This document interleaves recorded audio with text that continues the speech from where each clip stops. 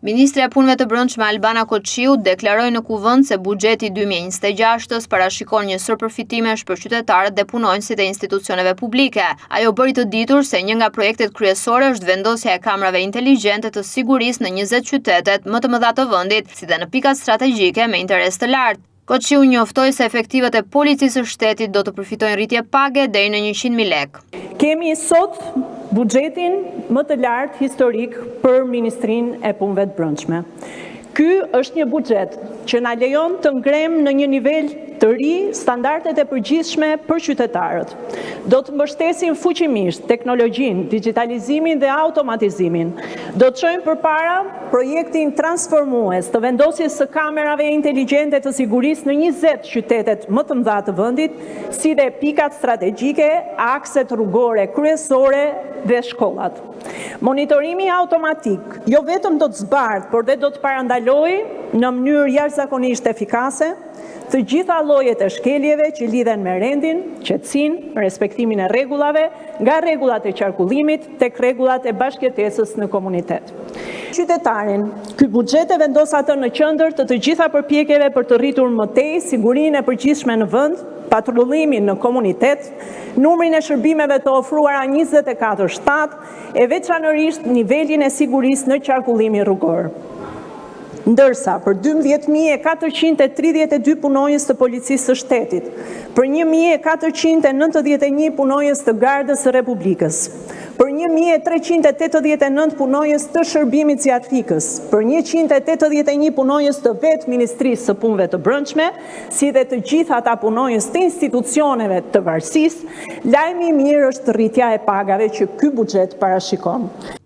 Nga ana tjetër, Ministre e Shtetit për Administratën Publike, Adea Pirdeni, prezantoi paketën e re të buxhetit që lidhet me reformimin e sistemit të pagave në administratën publike. Sipas saj, paga e specialistëve do të rritet me 5.000 lekë, ndërsa për mësuesit do të ketë një rritje prej 3.000 lekësh. Pirdeni theksoi se pas ndryshimeve të propozuara, paga mesatare në administratë do të arrijë në 112.000 lekë.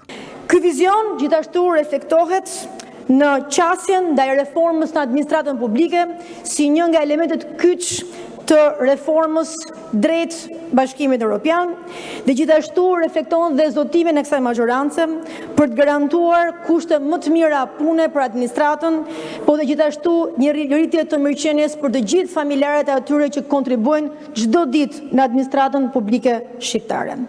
Ne jemi përmbajtur zotimit për të angazhuar për një rritje të pagës bazuar në indeksimin prej 2.5%, po dhe gjithashtu kemi reflektuar në ndryshimin e buxhetit të 2026-s dhe premtimin e mbajtur për rritjen e pagës minimale nga 400 në 500 euro, duke marrë në konsiderat faktin që kjo reflektohet në një rritje të konsiderueshme për një kategori të zgjeruar të punonjësve të administratës publike.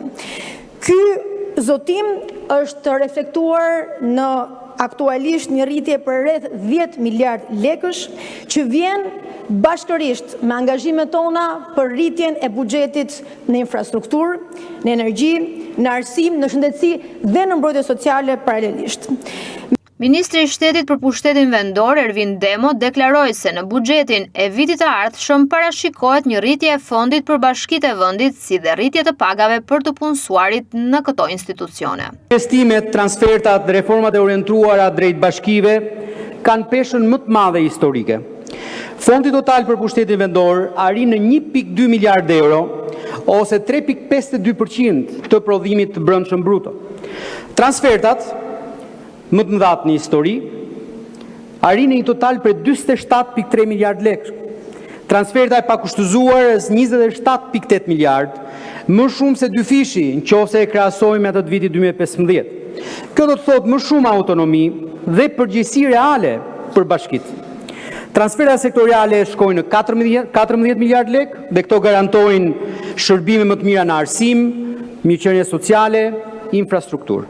Demo u shpreh po ashtu se për bashki do të ketë një fond prej 9 milion eurosh, ndërsa pagat pritet të shkojnë në 5.5 milion lekë.